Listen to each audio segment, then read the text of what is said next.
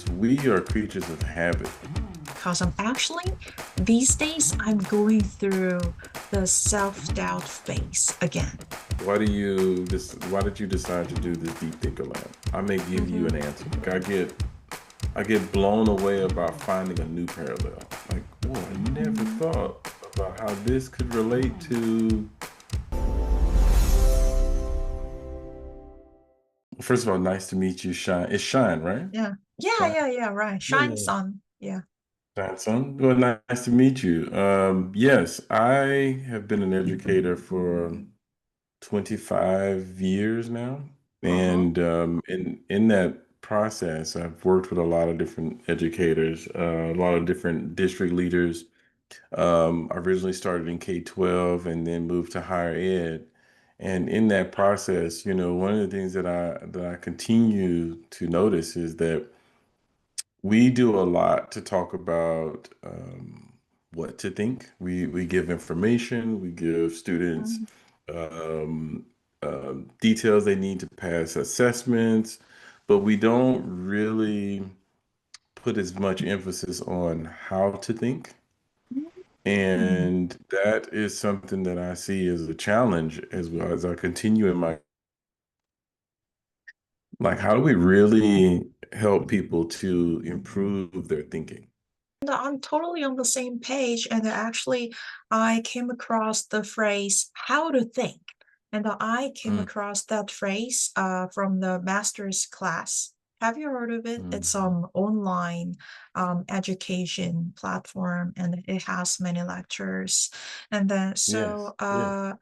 the founder of Spanx, I took a lecture and she mentioned that. Mm. So Uh, she focused on how to think rather than what to think. yes. And that was quite fresh because no one told it before. And then, but you know what? Mhm. We got to learn how to think.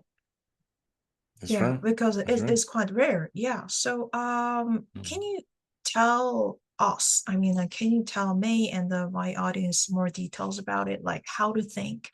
Like, Yeah. oh, yeah, how can we be better on it? Yeah. Well, the honest thing is I think and I talk to my children about this. Uh-huh. Really, one of the things that we need to realize, Mm-hmm. follow certain patterns over and over again on how we perceive information and what we do with it. And we have to break that habit to be able to get a different perspective. Sometimes it's about asking questions. It's about asking the right questions. I think oftentimes we take information on face value and we just accept it for what it is, or Mm-hmm. we're easily duped by how the information is presented, and so we fall into these fallacies about what is true and what isn't true.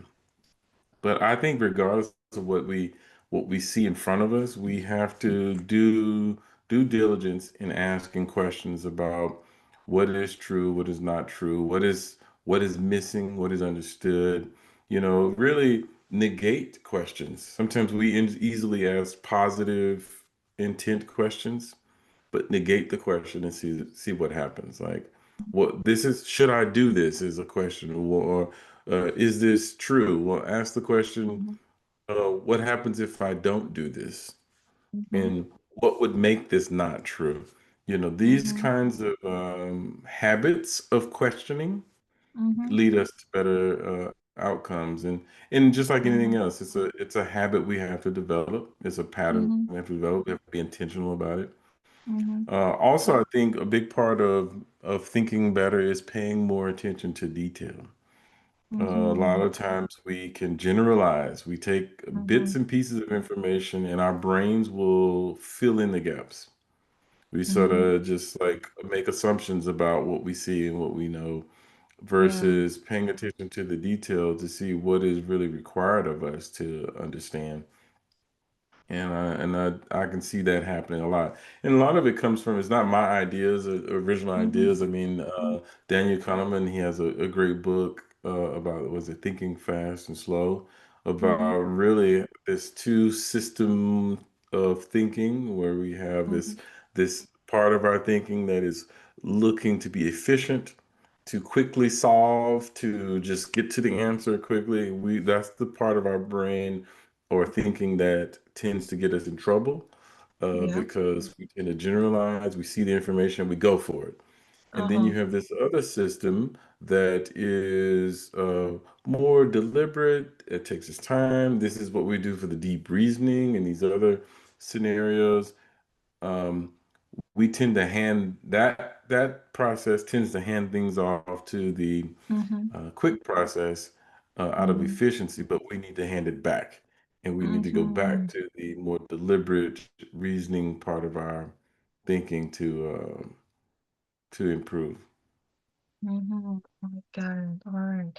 So then, um, can I learn the things about how to think from your podcast? Like, I just want to just learn what kind of things you deal with on your podcast. So Mhm. let me just mention your podcast channel name, and it's uh, well, Oh, yeah, so the the one on my purpose. thread, Yeah, the one yeah, yeah, on yeah. the podcast on my thread, that Uh, was a podcast project I did several years ago, and it's the purpose driven educator.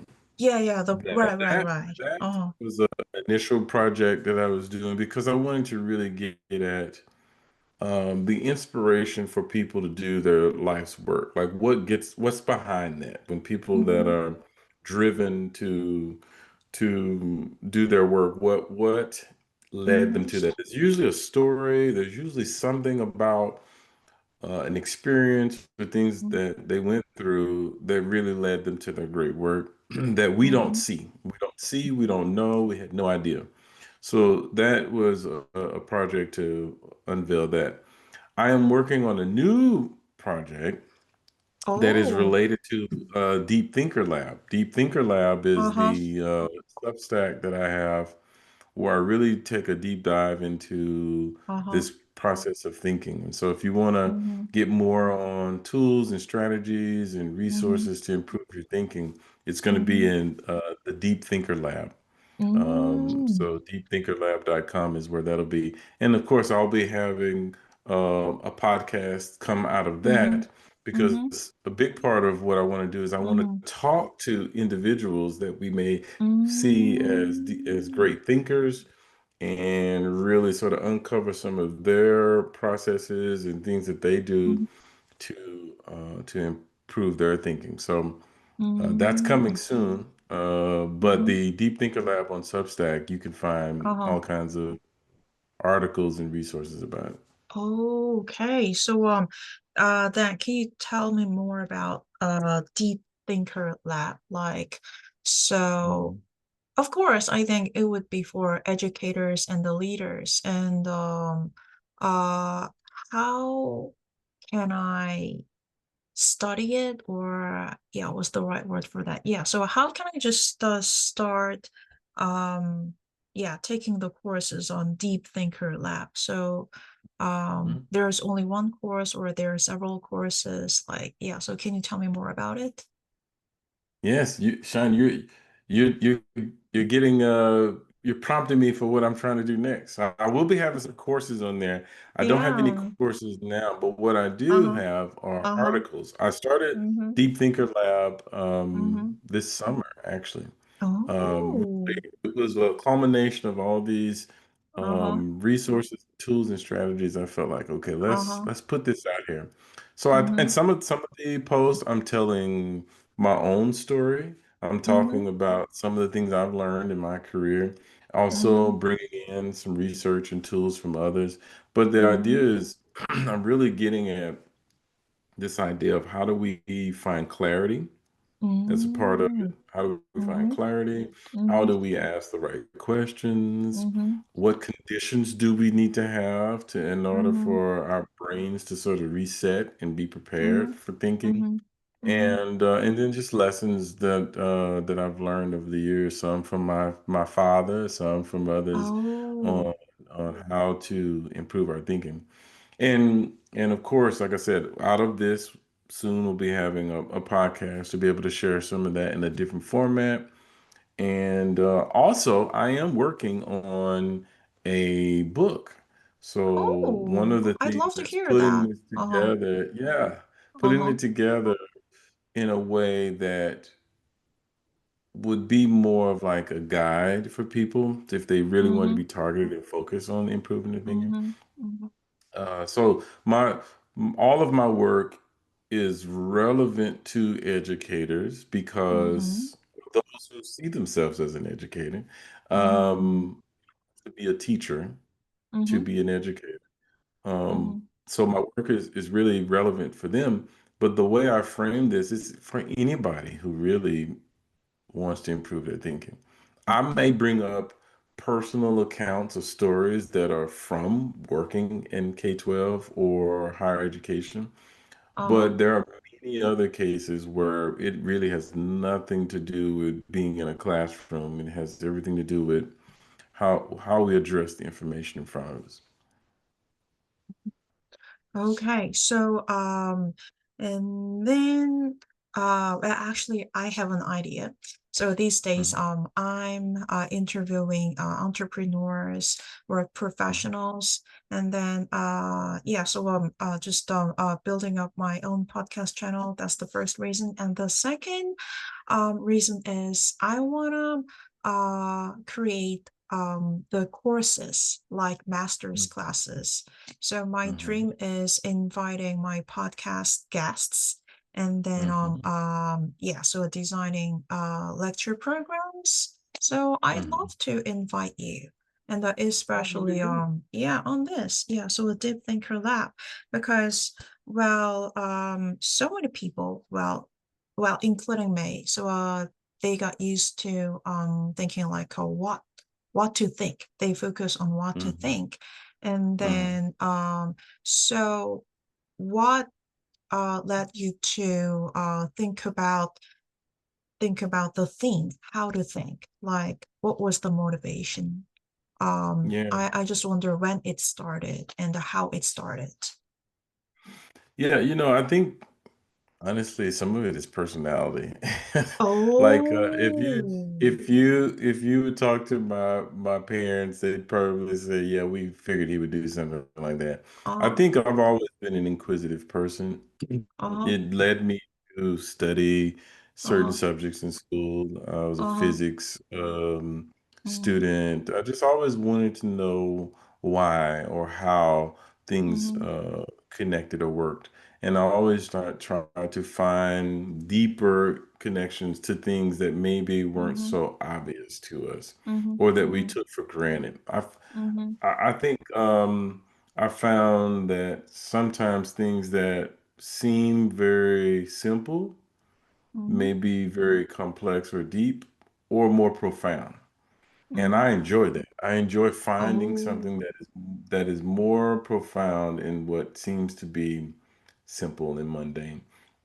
So thinking is like even the thought of how much thought have we put to our thinking? Do we think about thinking? Those kinds of things are fascinating to me. mm. Thinking So about I've thinking, always, yeah. Mm-hmm. yeah, Mm, we don't really think about our thinking. It's just something that it's just mm-hmm. we feel like it's automatic, Right. and we don't question if we're doing it well. It's like Mm-hmm. I just I can think, and so I Mm-hmm. just go with it. But we Mm-hmm. don't really question how well are we thinking. Is there another way to Mm-hmm. think about it? Mm-hmm. So this idea of really working initially in education and academics, Mm-hmm. I if I want somebody to learn anything, I have to get them to think. They cannot learn without me getting them to think. So Mm-hmm. I realize how essential thinking is to like Mm-hmm. how we develop and grow. Mm-hmm. And I felt like we need to put more attention to it. We need to Mm-hmm. put more attention to it and really focus on understanding how we think so that we Mm-hmm. can improve it. And so, Mm-hmm. of course, with this project, I felt like, and this is not the only place I've written. I mean, I've written articles and different things online for years. I've had a Mm-hmm. blog since like 2009. I've Wow. written on Medium. Um, of course, like I said, I had a podcast. I've done a Uh-huh. lot of different things and I've touched on some of these topics, but they were usually this, just sparingly here and there. When something was intriguing, I would write about it. Otherwise, I was writing a lot about education.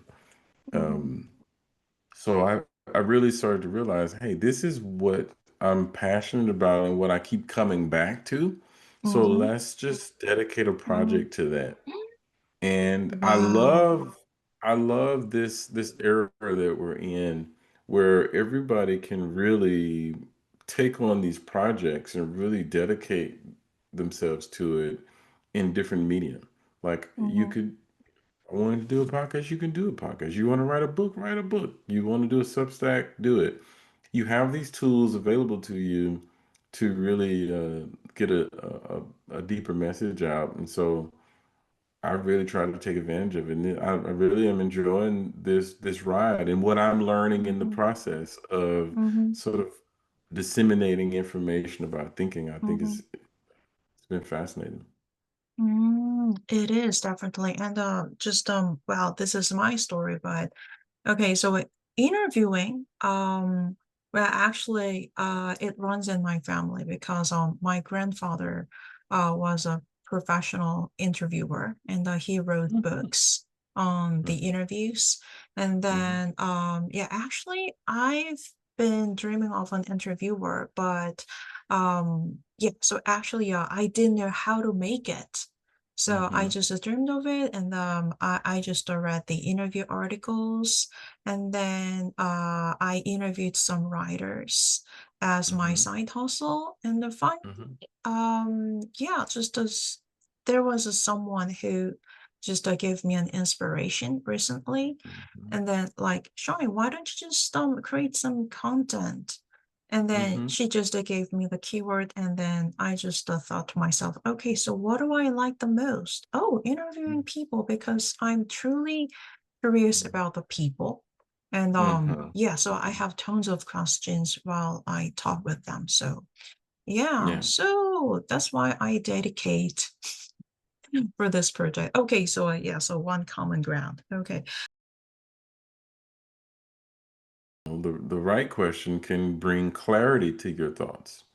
Mm-hmm, Sometimes you have feelings or wonderments and you can't quite articulate it. But if someone asks you a really mm-hmm, good question or a series of questions, it mm-hmm, brings clarity to your thoughts.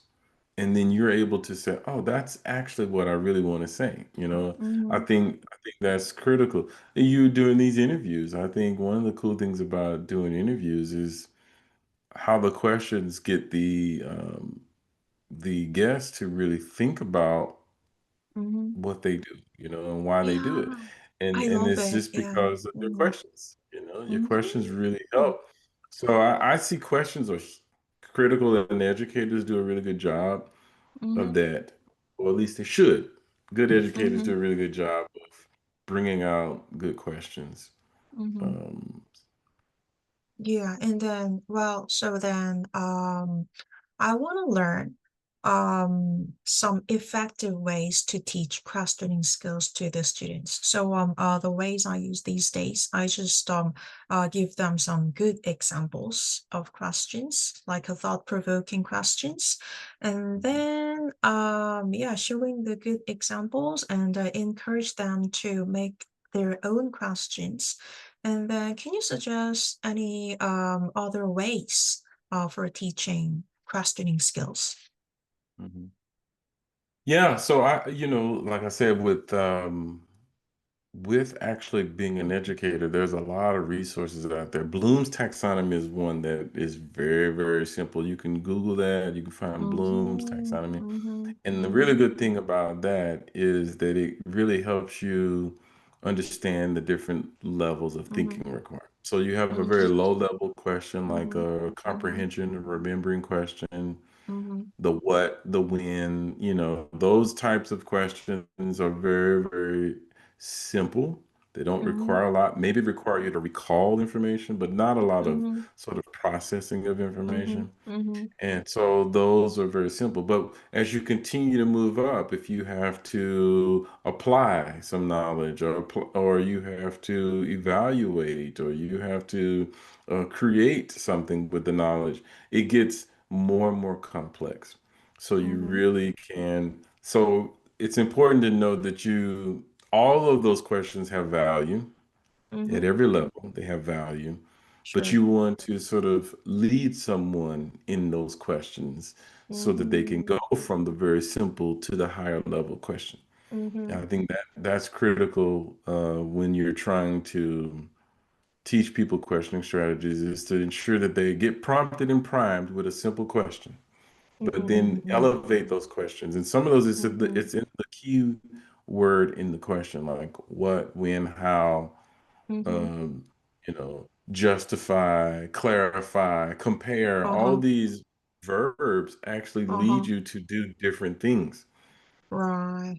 I think that's critical. But Uh-huh. something that I would say for the layman, the average Mhm. person out there, who maybe doesn't know anything about balloons, didn't want to try to do that. Really, I like to do something simple, the five whys. Uh-huh. This is a strategy that was sort of implemented by the founders of Toyota, and it's been around for years. But this strategy is key because it's amazing how Mhm. we tend to cut off our questions based on who we're answering. So Mhm. if you ask me, hey, why did you decide to do this deep thinker lab? I may give you an Mhm. answer. I think that will Mhm. satisfy you. So I'll give you an answer. Mhm. If Mhm. you if you follow that question why with just another why, like, but why? Why did you do that? Mhm. I Mhm. will give you another answer, thinking I Mhm. satisfied you. If you ask me Mhm. why again, I will Mhm. continue. You can continue to ask me why until I've exhausted my thinking on the topic and I've boiled it down to the most essential part that I can Mhm. say is my Mhm. reason why. So Mhm. this series of five whys, or really it doesn't have to be five, but just a series of whys until you exhaust your thinking Mhm. is Mhm. huge for people. It's huge for people, especially if you're Mhm. trying to get at origins or Mhm. rationales for something. Um, and then you can also, like I mentioned earlier, you can negate questions. We easily ask one question in the affirmative, but have we Mhm. negated the question to see what our brains do with the negative? And Mhm. that just switching it up sometimes can give us a different perspective and get us to look at things from different angles. Mhm. Mhm. I think it brings clarity. Looking at information Mhm. from different angles to be Mhm. able to see what what needs to be considered if we're Mhm. making a decision. Mhm. One of my personal favorites is beyond the five whys is to compare and contrast. Mhm. Compare and contrast is like the most powerful way to analyze things, to compare and contrast. And it takes a lot of cognition to compare and Uh-huh. contrast something. It takes a level of understanding. And, the simple adage of, well, you're trying to make a decision, make a list, the Mhm. pros and the cons. What you got? That in and of itself is brilliant because it forces you to look at things from different angles to see why this Mhm. would be so, why wouldn't it be Mhm. so. So comparing and contrasting, you can get a lot of Mhm. mileage out of comparing and contrasting. Mhm. Um, but really, I think there's so many different ways Mhm. to question. The most Mhm. important thing is to explore a couple and Mhm. develop a habit for them.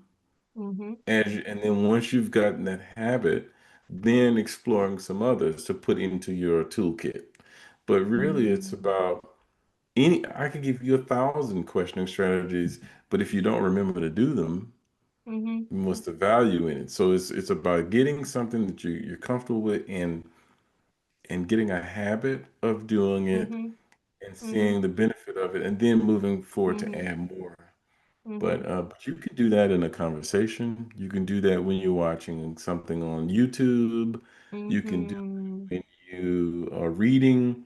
Mhm. You can ask these questions. You can compare, Mhm. contrast, ask why, Mhm. negate. You can do that Mhm. anywhere. And so I think Yeah. it's a useful and lightweight tool to help you improve your Mhm. question.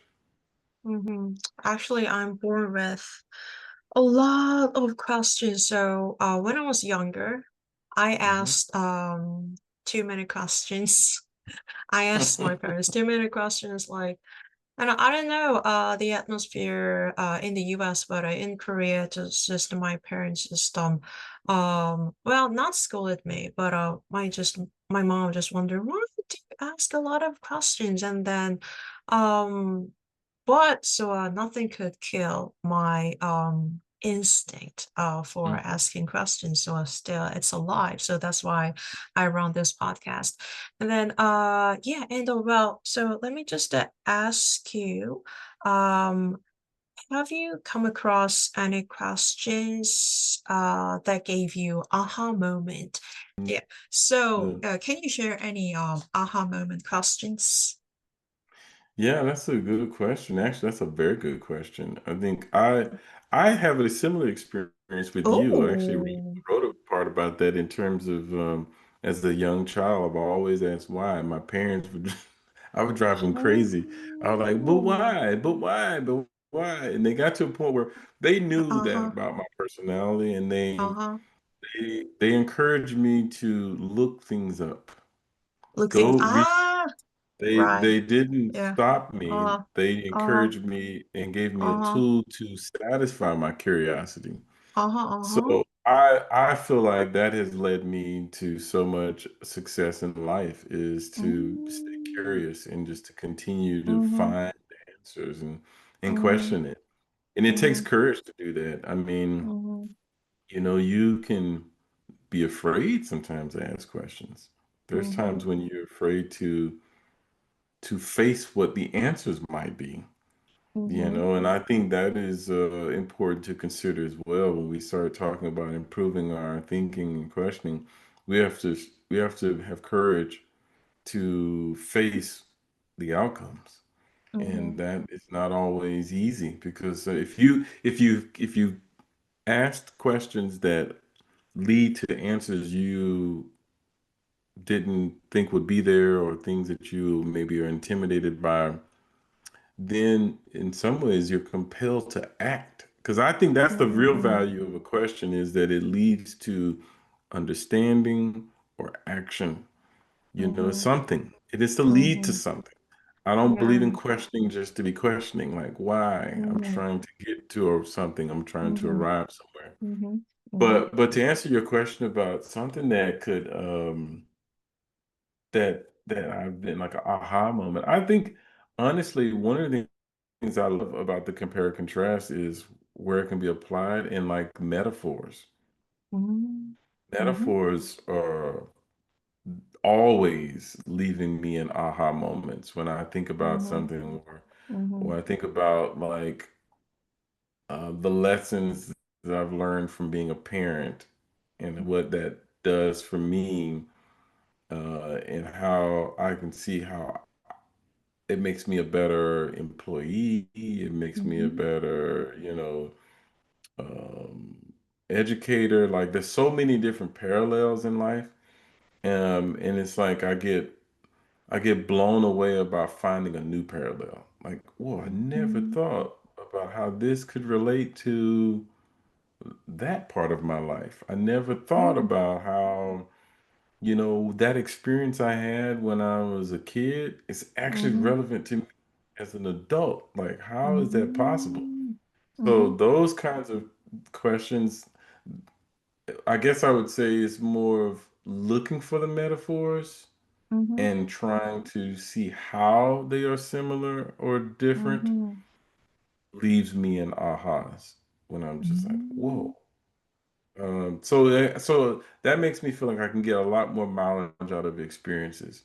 The more that I am present in understanding what is going on for me, Mhm. then the more mileage I can get out of it because I will find another parallel. I will find Mhm. another connection with some other part of my Mhm. life. Mhm. Um, but only if I pay attention. Because I'm actually, these days, I'm going through the self-doubt phase again. Yeah. Like, I don't Yeah. know where the feelings come from, but well, I have the goals that I want to Hmm. achieve in the future, but I Uh, don't know where the feelings of self-doubt come. So I'm struggling with it these days. So yeah, so I'm getting advice from the people, and then yeah, so I'm well, gonna, one, yeah. I would Mhm. say just impact, just I would say one thing I'd share is that Mhm. it's normal. Normal, You know, right? Yeah, a I lot feel of times, comfortable. a lot of times we go through things, and what's challenging is we don't realize how normal it is.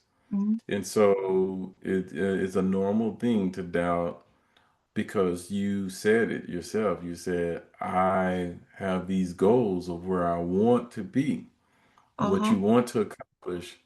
So, how clear is that outcome in your mind? Because if it's not as clear, you Mm-hmm. leave room for when you Mm-hmm. compare yourself to that. But if you are Mm-hmm. clear about it, you may see that you're exactly where you need to Mm-hmm. be, get to Mm-hmm. there. So I think I have to do that myself. You know, there's, you can trust me. There's so many people out here on Substack doing some amazing things. I have very few followers, very few subscribers. That, it's easy to think about that future and not realize that where I'm at right now is exactly where I need to be in order to get to Mm-hmm. that. Mm-hmm. But it's normal. Mm-hmm.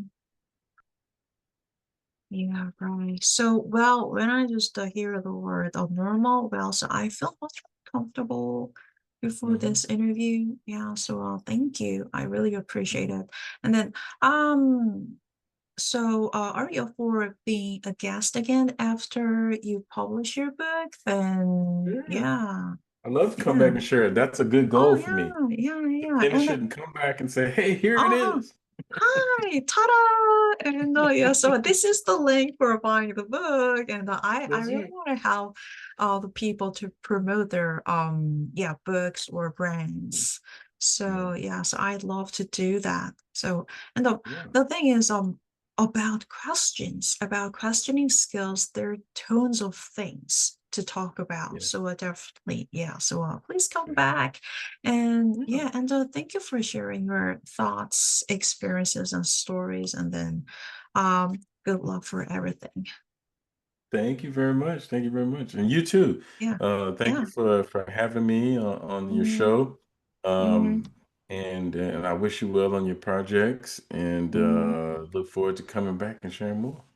And before this interview, I asked your mission, and then you just gave me a really detailed mission on your project, Deep Thinker Lab mission. And then one word caught my eyes, and Hmm. transformative storytelling. So can you tell me why you put transformative storytelling in your mission?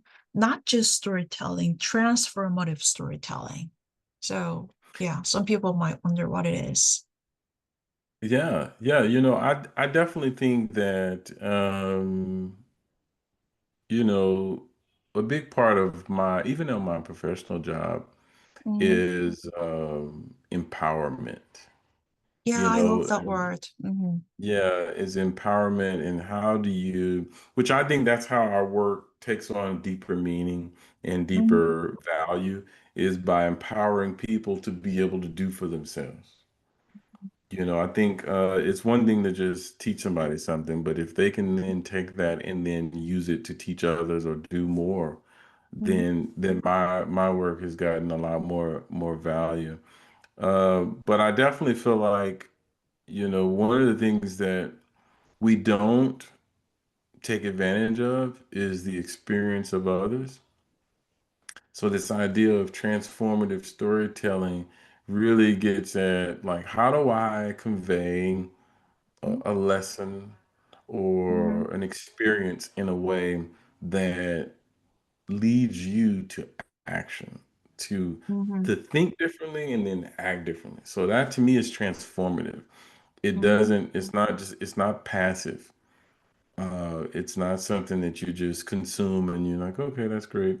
Like, how does it compel you Mhm. to be different or do Mhm. something differently? Mhm. Mhm. And that's what makes it transformative. I also feel like we get a lot more out of real people and real stories and real examples. Mhm. You know, when I talk to young educators and I tell them about my experiences, I'm telling them something from the heart. I'm telling them what I saw, what I Mhm. see, and what I've learned. And if nothing else, they know Uh-huh. that's sincere, and so they will pay attention to it more, and they can get. Mm. So I definitely feel like that's a critical part of any of this work, and I Mhm. try to do that in my writing. I try to bring out Mhm. stories or Mhm. situations in a way Mhm. that will be relevant for people. I can always Mhm. get better at that. That's something I really, somebody I really admire that does a great job with that is Malcolm Gladwell. I Oh really yeah, like I've his heard. writing. Yeah, so I love the way I've he heard of thinks. his name. Yeah, so he's on a lot of Yeah, podcast channels. So yeah, yeah. yeah. Uh, So so that's really behind the why I do it. Mhm. I got it. And then so my the theme of my channel is listening to the fail up stories of people, like how they got over failures. So can you share your experiences on how you got over failures and the Yeah, lessons from setbacks? yeah. Well, the first thing is realizing that failures are necessary. Uh-huh. That is hard for a young person. I was one of those high achievers that always sort of did well in school and did achieve what I wanted, and not without any problems, but Mm-hmm. relatively a little Mm-hmm. bit. And so I didn't really hit some major setbacks until I got older and was an adult and was like, okay, this is not going the way that I thought it would, Mm-hmm. especially in jobs. I think that's where I can say I've had to work hard at sort of how do I process these setbacks. So you always you tend to strive for the next job, the higher job, more authority, more responsibility. You want to grow, but then sometimes you get to a place and it's not really the right environment for you to grow. And what do you do? I was in a job once where I was in education. It was in K-12, and the environment was toxic. I felt like there were a lot of people that were sabotaging me, trying to go after my job. Really a emotionally tough time for me. I couldn't I couldn't understand why anybody would want to do that to somebody else because I was operating out of my value, how I view things in work. I just didn't understand why somebody would come after me. Like, what did I do to cause somebody to come Mm-hmm. after me like that? But it resulted in me leaving that place not exactly at the time that I wanted to or planned to, Uh-huh. but I left. And it really it made me challenge. Um, it challenged how I viewed myself, how I viewed my own talents. Like, am I as Mhm, talented as I thought I was, or mhm, was I really ready for that? All these mhm, different questions popped up, mhm, and that's where questions can be bad because they were mhm, not constructive questions. These were questions that were really kind of chipping away at my self-esteem, chipping away at my self-worth, and I had to change my environment completely. mhm, And really, that's one of the reasons why I moved to higher ed. I moved to higher ed. I had a totally different environment, totally different set of stakeholders, Mhm, and I had everything was new. So because it mhm, was new, I didn't have any baggage to attach to it. I was mhm, out trying to understand and grow in this new environment, and that helped me mhm, more than anything because I realized that um, my worth is not tied to one job. It's not tied to a title. It's not tied to mhm, any of those things. I mhm, bring who I am to any place I go, and mhm, my goal is to bring my full self to it. But mhm, I bring that no matter where I go. So mhm, once I realized that, I was able to sort of get past that, learn from the lessons in that job, in mhm, particular, like how to not fall to certain traps in communication, not to mhm, overly mhm, trust mhm, everybody, have to really, be mhm, strategic and make sure that you're mhm, smart about how you go about your role, no matter mhm, where you're at. mhm, But also uh, to not stake all your value in like where you're at right now. That really doesn't matter. You mhm, could be somewhere completely different tomorrow, and mhm. be fine. Be fine. Yeah. So yeah, I've come to learn that really we should expect those failures, those obstacles, because without those we will not grow. Without those we Mhm, won't be prepared for what's next. mhm, Without mhm, having something hard to do, we'll never mhm, realize what's important to do.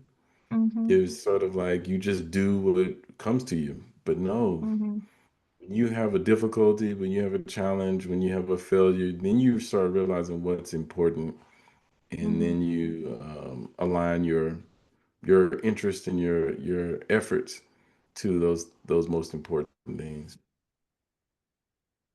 Yeah, so oh okay, so thanks for sharing your stories. And then actually I've started this podcast thanks to my failure.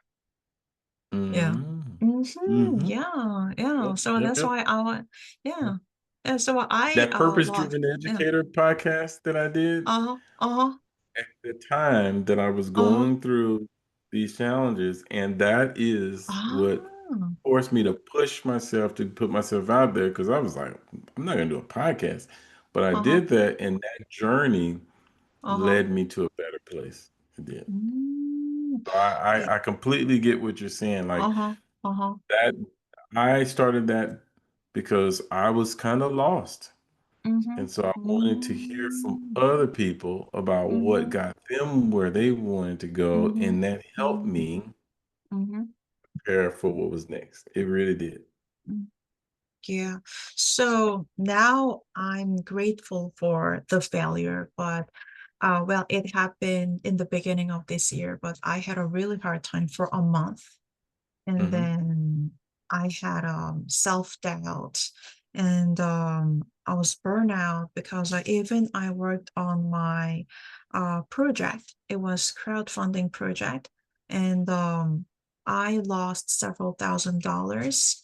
And also I worked on it for several months, but and then the result was like losing several $1,000s and burnout. So and yeah, and Hmm. as time went by, I could just get over it naturally. But um, well, I guess there would be audience out there who are going through self-doubt or burnout. So Hmm. how can they get over self-doubt or burnout um through asking questions like Ooh, that's really good. That's a good uh-huh, question. Uh, uh-huh, one of the things is, I think self-doubt is sort of natural, but one of the reasons why, the main reasons why I think we do that is because we compare mhm, ourselves to others. mhm, And we should not do that. So the compare and contrast question is a good one mhm, for certain things, but it's not really good for mhm. ourselves to others because we don't get the full context. There's always more to the story. So like when we start doubting ourselves, we're usually probably comparing ourselves to some ideal of what we Mhm. think we should be, where we think we should be, or someone else that we know that is successful. Mhm. And that's dangerous because you just do not know the context of Uh-huh. why Uh-huh. they are.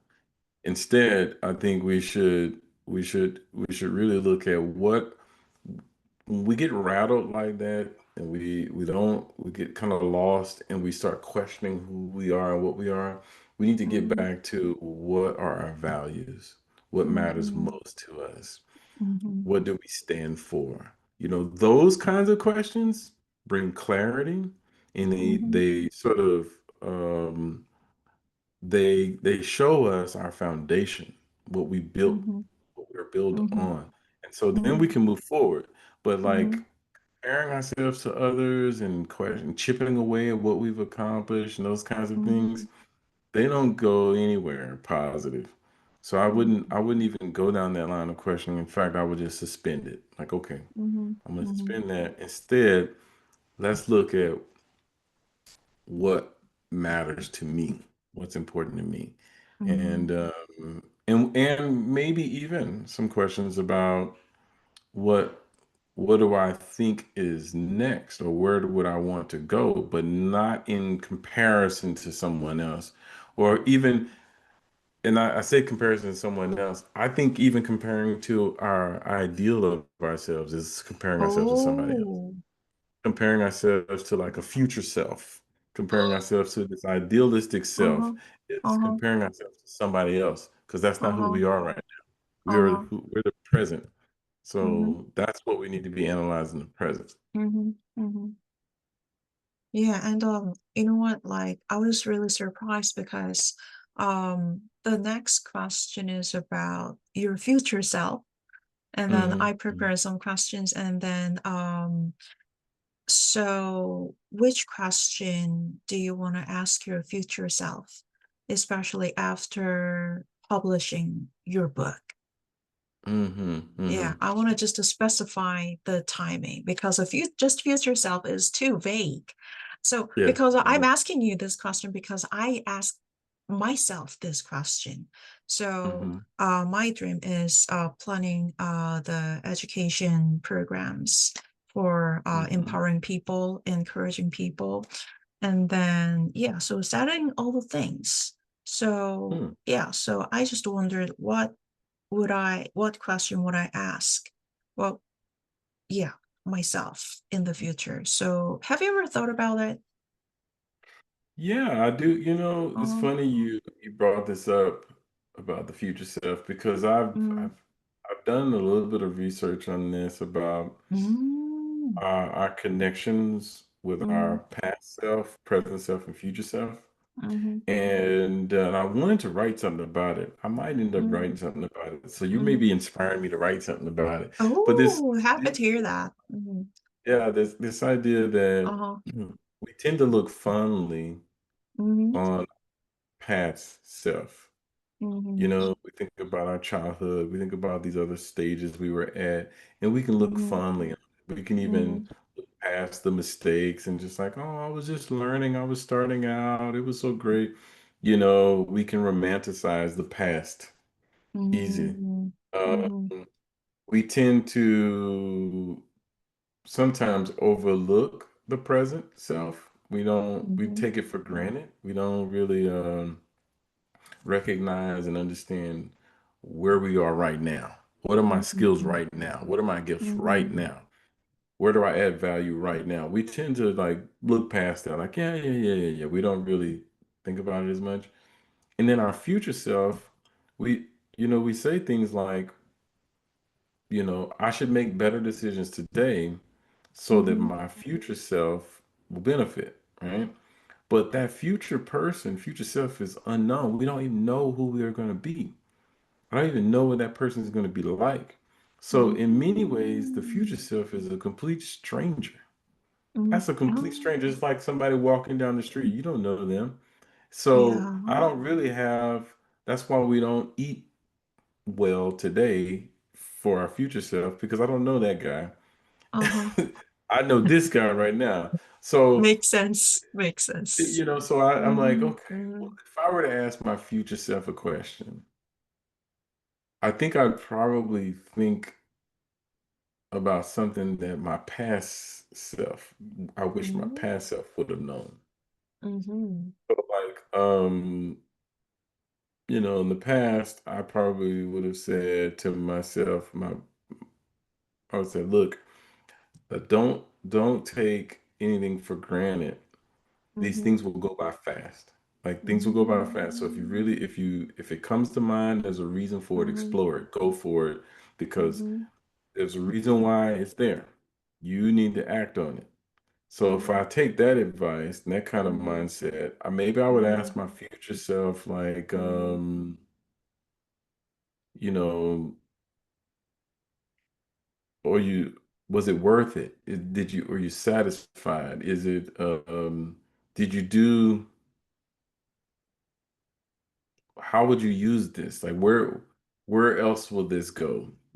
Mhm. Uh, when I finish the book, because who knows? Maybe I'll write the book and say, "Hey, I want to write more books. I want to do more." Maybe that will lead me to do more speaking or more teaching, or I don't really Sure. know. Mhm. But I do want to start thinking about that future guy more. I do want to care about that future guy more. I want to try to, if I understand where my Mhm. past got me to this Mhm. present, maybe I can better understand how my Mhm. present will get me to my Mhm. future. Mhm. So these are some really good questions. I don't think I have a solid answer, but I definitely want to try to care about that future guy more Mhm. than I currently. Oh, yeah, because one of activities in my classes is having my students to write to their future selves. Mhm, Yeah, mhm, because for me, so long story short, I had a quite difficult childhood. And mhm, then yeah, so there was a one time I was quite desperate, and I thought about my dream repeatedly, and it came true. So I want to just uh yeah, have my students to have that kind of experience. So I just have them to write to their future selves. So like yeah, asking their future selves questions, mhm. or yeah, like that. So yeah, You, that's you why know, I you, asked you, you. you, you, when I was working on my doctorate, Mm-hmm, I was writing my dissertation, and in the beginning, I think an advisor told me to do this, and so I said, okay. I wrote the acknowledgments, mm-hmm, and the thank yous mm-hmm, before I even, got started. Really, I wrote that out mm-hmm, because I wanted to say thank you to my family and their sacrifices, those that mm-hmm, inspired me to do this. I mm-hmm. wanted to write that for them Mm-hmm. before I started. So it was like I was writing to the Wow. future. But that was motivation for me because when I was Uh-huh. going through it and it was difficult, I could read that thank you Mm-hmm. and be inspired to keep going. It was almost like Mm-hmm. it was giving me motivation and fuel to get through it because I wanted to see that I wanted to give that to them. So Mm-hmm. maybe that is something like writing some kind of thank you to my future self. Mm-hmm. Thank you for not giving up. Thank you for, whatever Mm-hmm. it led me to the accomplishments I want to have in life. Write Mm-hmm. that thank you. And in that way, when I keep going through things, read that because I'm making this happen for that person. I'm making it happen. So Mm-hmm. I think I might try to do that. I think I might try to do that. Yeah, and I'll try to do that too. And I just do it just once in a while, but yeah, just this interview reminded me of to do the things, yeah, after this Mhm. interview. And then yeah, so I really appreciate for today's interview